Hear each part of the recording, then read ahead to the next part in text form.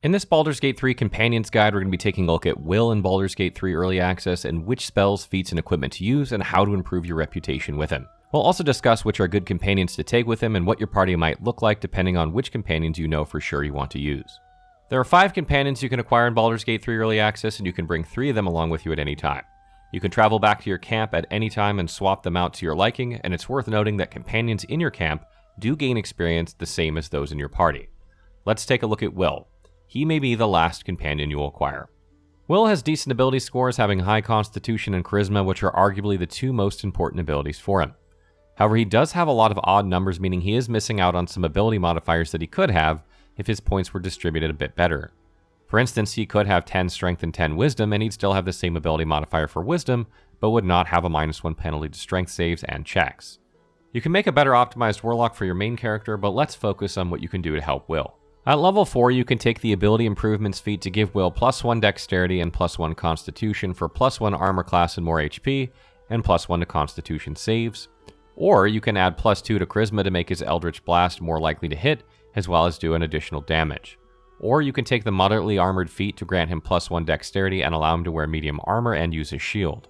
Since Wyll does not need to use a weapon at all, the shield will give him an additional +2 Armor class, and he won't lose out on damage in the slightest. This can give Wyll a total of 19 armor class, while still maintaining some of the highest damage per turn in early access. Wyll is proficient in Arcana, History, Intimidation, and Persuasion, and he has excellent ability modifiers with all 4 of these, making him a good candidate to take around with you when you're exploring or speaking to people. Wyll should be talking to nearly everyone for you when possible, unless you yourself are a Warlock or you have higher Charisma, which is unlikely. The Fiend Warlocks gain a feature called the Dark One's Blessing that rewards them with extra HP, sort of like a health bubble, whenever they kill an enemy. The amount they gain is equal to their Charisma modifier plus their level. This means with 16 Charisma at level 4, Wyll would gain an extra 7 HP for each kill that he makes. Note that he cannot gain more than 7 extra HP at once at level 4, and if you kill an enemy while you have any extra HP, you'll simply replace it with 7 instead of adding 7 to it. The Eldritch Blast cantrip is going to be Wyll's primary means of damage, and it can be cast from up to 18 meters away. Cantrips can be cast every round without using spell slots, so you can use this as much as you want, and you likely will.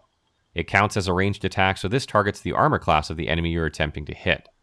Eldritch Blast uses your Charisma modifier for its attack roll, but not damage roll, and it can be made more effective via Eldritch Invocations, which we'll cover in the next section. At level 2, Wyll will get to choose 2 Eldritch Invocations from a list of 9. There are a couple of ways you can go about selecting them, but I think the most obvious choice, and the one I would recommend taking no matter what, is Agonizing Blast. This will increase the damage he deals with Eldritch Blast by his Charisma modifier, which will be +3. Since he will use this cantrip just about every round, that's a significant increase to damage, about 30%. There are 2 others I'd suggest taking, but you can only take one, so you'll have to choose which. First is Devil's Sight, which will allow Wyll to see in the dark up to 24 meters away. Wyll is a human, so he has no dark vision, and his accuracy will suffer in places if he does not have this. The other is Repelling Blast, which knocks enemies backward when they are hit by Eldritch Blast. This can help knock enemies to their death because elevation plays a huge role in combat in Baldur's Gate 3. However, there are downsides to it, like knocking an enemy backward that might have been threatened by a party member. Rogues gain sneak attack damage against opponents threatened by another character, so you might prevent the extra damage. Or you might knock an enemy off a map and lose out on its loot. The choice is yours here, but I highly recommend you take one of these 2. At level 3, Wyll unlocks the Pact of the Chain feature, which is only available to Warlocks. This gives you access to summoning additional familiars or fey spirits. These can be in the form of an imp or a quasit, on top of the usual selection of animals such as spider, raven, or rat. I recommend choosing the imp since it deals good damage due to sting. This spell deals 1d4 piercing damage with a chance to inflict an additional 1d6 poison damage. Not only does it have good HP, it is also immune to poison. And since the imp is a flying familiar, you can cast invisibility on it and have it scour potentially hostile areas like the goblin camp effectively. Should you wish to summon another creature, you can do so by recasting the Find Familiar spell without spending any of your resources. Just be mindful that this can only be done when you're outside of combat. At level 2, you want to pick up the Hex spell because it allows you to deal 1d6 extra necrotic damage to any target you hit with an attack. Eldritch Invocation is considered a ranged attack, so these 2 combo together nicely. Hex only remains on the target as long as you maintain concentration, which means you need to avoid taking damage if possible while it's on the target in order to avoid wasting your spell slot. This is also where having high constitution comes in handy in case you do get hit, because if you pass a constitution save, then you'll maintain the Hex anyway. Maintaining concentration on your hex is particularly important because if the target dies while it has hex on it by your blast or by via other means, you'll gain a bonus action hex that allows you to cast hex again without using up another spell slot. The strategy, if everything goes according to plan, is to cast it on every single target you plan to attack with your bonus action, and then use Eldritch Blast with your action. Hopefully you'll kill it and repeat this over and over without ever having to use up additional spell slots to recast it. Warlocks do not gain many spells the way wizards and clerics do, so picking good ones is very important. One of these spells should be Hex, so you'll get to choose 3 other spells. Of these, I recommend the following. Misty Step allows you to use a bonus action to teleport somewhere you can see. This is an amazing way to get up high on your first turn during combat, providing you advantage with Eldritch Blast on nearly all of your attacks. Remember, it counts as a ranged attack, so it gains advantage from elevation. Scorching Ray is one of the most powerful spells in early access. No matter what class you play, it will deal a total of 6d6 damage and can be spread around to multiple targets from up to 18 meters. It's also considered a ranged attack, so will gain advantage from elevation, which is where Wyll should be anyway. Shatter is a fantastic AoE spell, and there are a few of them in early access. If you need AoE, then this is a great spell to take, but keep in mind it doesn't gain advantage from elevation. There are other good spells to take, but many are only useful in very specific situations in early access, where these 3 will be useful quite often. Note that you'll have to replace some existing spells to gain all of these. Until Wyll reaches level 4 and takes the Moderately Armoured feat, assuming you do so, he'll be using Light Armor. He should use the Leather Armor +1 if he can, which can be purchased in the Druid Grove.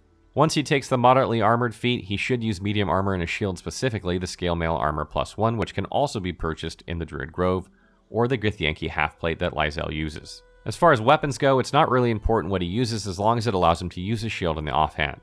I like to use Wargfang early on to give goblins disadvantage when attacking him.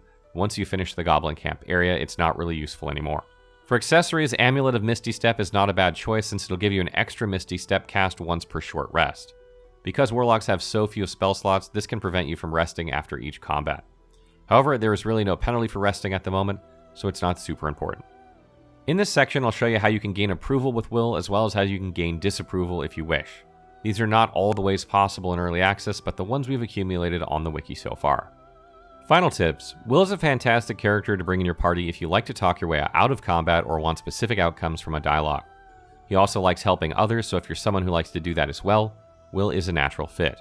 However, I would consider not bringing him if you yourself are a Warlock, though you really can't have too many Warlocks in your party. Wyll should be using Eldritch Blast every turn if possible for maximum damage, and as I mentioned, it is considered a ranged attack. This means it benefits from high ground, which gives it advantage when used. But it also gains disadvantage when Wyll is threatened in combat or when he is attacking a prone target. Keep these things in mind when deciding when to use it and who to target. Get in the habit of casting Hex on your target before using Eldritch Blast when you can. Sometimes you'll need your bonus action for something else, like Misty Step, and it's wise not to use it if Wyll is likely to be struck before his next turn. Also, use your other party members to help finish off a Hex target if you cannot, in order to gain the bonus cast before you might be hit and lose concentration. Don't forget to cast the Find Familiar Imp spell after every long rest so you're adequately prepared in the event of an ambush. Having an Imp in combat is advantageous due to its ability to attack on its own, independent to that of Wyll's turn. Not spending any resources nor spell slots while gaining another party member makes encounters much more manageable. Lastly, if you don't have any other party members that have high intelligence like Gale or the main character, or you're not using Lysel or Astarion as Eldritch Knight or Arcane Trickster, then Wyll makes a good candidate for the Warped Headband of Intellect. This will boost his Arcana and History rolls by a further +2, giving him +6 to these in early access. Stay tuned for more Baldur's Gate 3 content as we take a look at companions and builds, and be sure to drop by our Twitch channel if you have questions about the game. If you need something specific, check out our Baldur's Gate 3 wiki.